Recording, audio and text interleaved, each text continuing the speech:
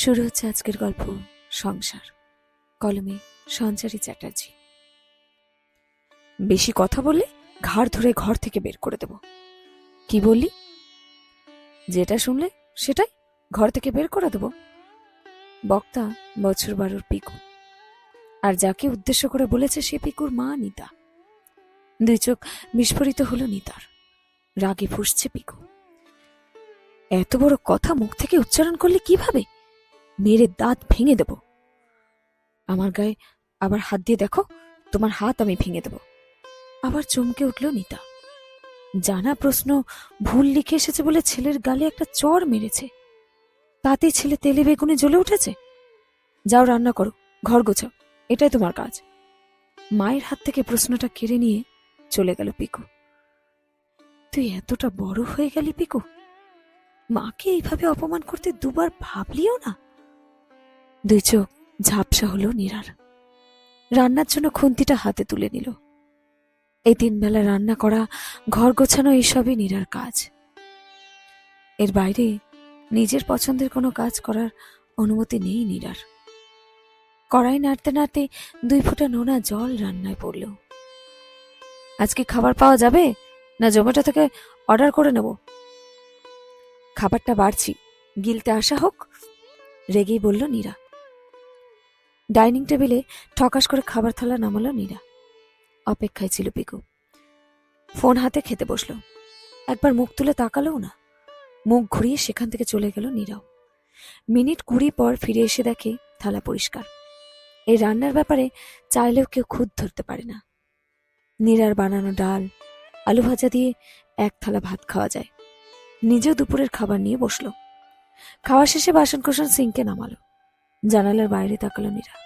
দেখলো কালো দামাল মেঘেরা একে একে জড়ো হচ্ছে। মুহূর্তের মধ্যে বৃষ্টি নামলো। সে ভয়ঙ্কর বৃষ্টি, তার সাথে ঝড়, বাজ পড়া। না চাইলেও মায়ের সাথে একঘরে ঢুকলো বছর 12 পিকু। মুচকি হাসল নীরা। বিকেল 4টে। প্রকৃতি তার তাণ্ডব শেষ করেছে। ধীরে ধীরে পরিষ্কার হলো আকাশ। সে সময় দরজায় টোকা পড়ল। এত তাড়াতাড়ি পিকুর বাবা ফিরে আসে না তো? তবে কে এসেছে? নীরার ভাবনার মধ্যে দরজা খুলল পিকু। দেখে দরজার ওপারে পাশের বাড়ি পরিচালিকা মায়া দাঁড়িয়ে। ও বৌদি গো, বাঁচাও গো। কি হয়েছে? আমার ভাসুরের মেয়ের আজ বিয়ে। সাজানোর লোক ঠিক হয়ে গিয়েছিল, বড় রাস্তায় গাছ পড়েছে, আসতে পারছে না। এখন এই বিয়ে লগ্নে কোথায় সাজানোর লোক পাবো? তুমি চলো, সাজিয়ে দেবে, না হলে ওর বিশেষ দিনটা নষ্ট হয়ে যাবে। আমি? হ্যাঁ তুমি। আমি জানি তুমি ভালো করেই সাজাতে পারো। ওই বৌমনিও তোমার নাম করলো, তুমি চলো। নীরার হাত দুটো ধরলো মায়া। আচ্ছা ফ্যাসাতে ফেললে তো। না বৌদি চলো, আমি বড় মুখ করে বলে এসেছি। তোমার দাদা পছন্দ করে না গো। আমি দাদাকে বলে দেবো খন। এখন তুমি চলো, 7:30টায় লগ্ন, একটু সাজিয়ে দেবে। শুনল না নীরার আপত্তি। জোর করে নীরাকে ধরে নিয়ে গেল মায়া। বিবাহস্থলে গিয়ে দুশ্চিন্তা মুক্ত হয়ে কনে সাজাতে মত্ত হয়ে পড়ল। মনের মতন সাজিয়ে সকলের প্রশংসা পেয়ে খুশিই হলো নীরা। ভালো রান্নার সাথে এই কাজটাও ভালো করে করতে পারত। জোর করে ওরা নীরার হাতে 1000 টাকা ধরিয়ে দিল। নীরার প্রথম রোজগারের টাকা। এর মধ্যে নীরার ফোন বেজে উঠল। ভয়ে চুপসে গেল নীরা। এ যে ওর স্বামীর ফোন। কাঁপা কাঁপা হাতে ফোনটা কানে নিল। অপর প্রান্ত থেকে ভেসে এলো, সংসার ছেড়ে কোথায় মরতে গেছিস তুই? স্বামীর কথায় ভয়ে কুকড়ে গেল নীরা। কয়েকজোড়া চোখ ওর অভিমুখে তাকিয়ে আছে, তার মধ্যে মায়া অন্যতম। হ্যাঁ যাচ্ছি। স্বামীকে আর কিছু বলার সুযোগ না দিয়ে ফোন কেটে দিল নীরা। বৌদি, দাদা কি বকাবকি করছে? জোর করে মুখে হাসি টানল নীরা। না না, জিজ্ঞাসা করছিল কখন আসবো। আমি এবার যাই বুঝলে। এই বৌদিকে 2টো মিষ্টি দে তো। কিছু লাগবে না, এখন যাই আমি। নীরা রাস্তায় নামলো। এখান থেকে ওর বাড়ি হাঁটা পথ 15 মিনিট। আসার সময় হেঁটে এসেছে নীরা। এখন যত তাড়াতাড়ি সম্ভব বাড়ি ফিরতে হবে। টোটো করে যাবে মনস্থির করল। বরের একটা ফোনেই নিজের রোজগারের আনন্দ ফিকে হয়ে গেল। টোটোর জন্য অপেক্ষা করতে করতে 5 মিনিট অতিবাহিত হলো। নিজের ইনকামের টাকায় একটু মিষ্টি আর আইসক্রিম কিনে নেবে ঠিক করলো। হয়তো আইসক্রিম খেয়ে বাপ ছেলের মাথা ঠান্ডা হবে। দোকানে সেই ভিড়ের সম্মুখীন হলো। 15 মিনিটের হাঁটা পথে আধ ঘন্টা সময় লেগেই গেল। বাড়ির সামনে যেতেই বুকটা ছ্যাদ করে উঠল। এত ঘুটঘুটে অন্ধকার কেন? তাহলে কি কেউ বাড়িতে নেই? হ্যাঁ, সত্যি তালা ঝুলছে। নীরা বুঝল ওকে শিক্ষা দিতেই ওর মহান স্বামী প্রকাশ এই কাণ্ড ঘটিয়েছে। ফোন করলো পিকুর বাবাকে, যেন অপেক্ষাতেই ছিল সেই মানুষটা। একবার রিং করার সাথে সাথেই ফোন কেটে দিল। পরের বারই একই ঘটনার পুনরাবৃত্তি হলো। হোয়াটসঅ্যাপে মেসেজ করলো, মেসেজ পৌঁছালো না। ব্লক করেছে প্রকাশ। মশার কামড় খেয়ে বাইরেই দাঁড়িয়ে রইল নীরা। পাশের বাড়িতে বসা যেত, কিন্তু লোক আসাতে ইচ্ছে করল না। প্রায় 40 মিনিট পর ফিরে এলো দুজন। এসে ছেলে বলল, ও আপনি চলে এসেছেন। ব্রহ্মতালু জ্বলে উঠল নীরার। অশান্তির ভয়ে প্রসঙ্গ পরিবর্তন করল, তোর জন্য আইসক্রিম আর মিষ্টি এনেছি। ও টাকাও কামিয়ে এনেছিস। স্বামীর নোংরা মন্তব্যে গায়ে কাটা উঠল নীরার। প্রকাশের হাত থেকে চাবি ছিনিয়ে ঘরে ঢুকল। যেখানে ছিলিস ওখানে রাতটা কাটাতে পারতিস, আসার কি দরকার ছিল? কতক্ষণ আর ধৈর্য ধরে রাখবে নীরা? চিৎকার করল, আমি সাজাতে গিয়েছিলাম, কোনো ফুর্তি করতে যাইনি। নীরার উচ্চস্বরে আরো তেজ দেখালো নীরার স্বামী। নীরার গলা চেপে ধরল, বলল, বেশি গলাবাজি করবি না, গলা টিপে মেরে ফেলবো। আমি বারণ করেছিলাম না, নাপিতগিরি করা আমার পছন্দ নয়। কথা কানে যায়নি?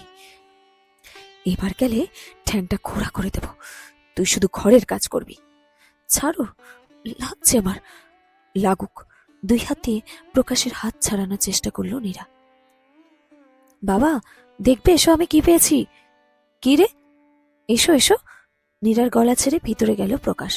গলা ধরে চেয়ারে বসে পড়ল নীরা। এটা কি? কবে করেছে এটা? বাপ ছেলের কৌতূহলী কথাবার্তায় সেই ঘরে পৌঁছল নীরা। ছেলের হাতে শোভাপাচ্যর বিউটিশিয়ানের কোর্সের সার্টিফিকেট, যেটা নিজের টাকা জমিয়ে ওদের অনুপস্থিতিতে ক্লাসে গিয়ে শিখেছিল। 2 মাস আগের? ছিঁড়ে দেব?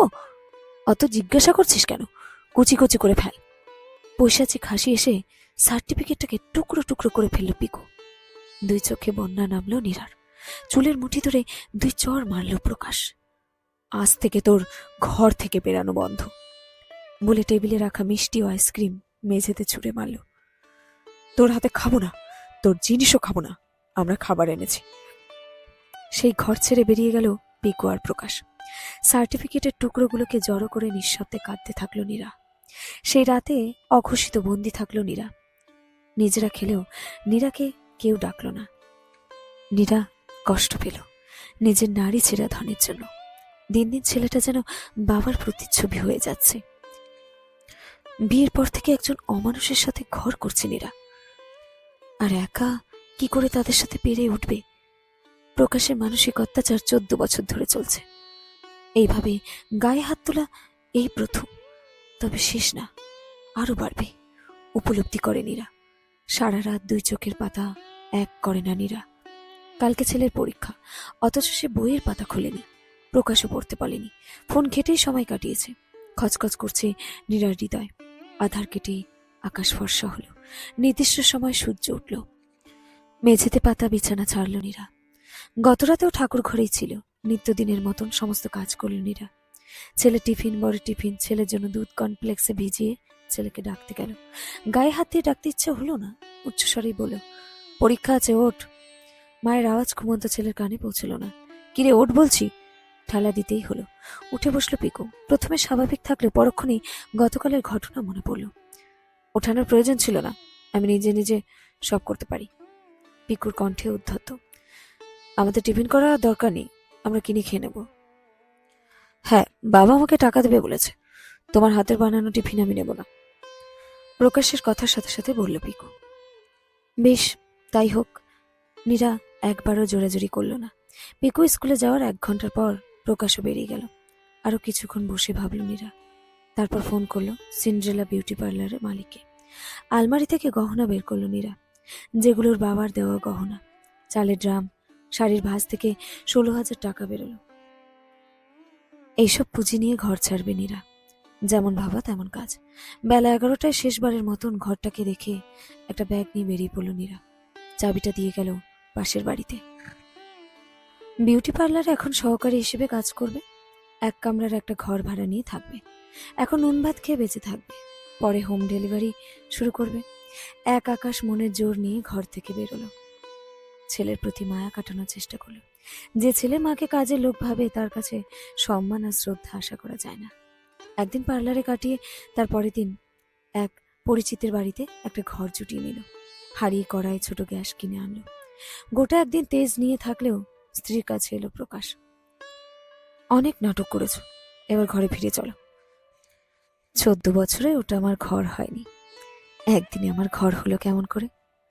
তোমার সাথে মনের বিচ্ছেদ অনেক আগেই হয়েছে, শুধু আইনি বিচ্ছেদ বাকি আছে।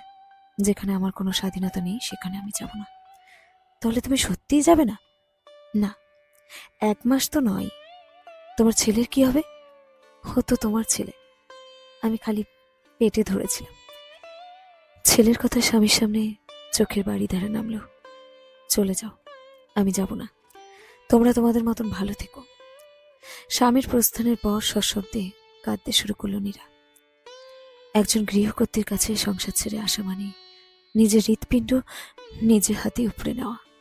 স্বামী সন্তান সংসার ছেড়ে আসার কষ্ট শুধু একজন গৃহিণী কেবল উপলব্ধি করতে পারবে। চোখের জল মুছে সোজা হয়ে বসল নীরা। তবে তোমাদের মানসিকতা যদি সারা জীবনে পরিবর্তন না হয়, তাহলে সারা জীবন আমি আলাদা থাকবো আর আত্মসম্মান খুঁয়ে ওই বাড়িতে পা রাখবো না।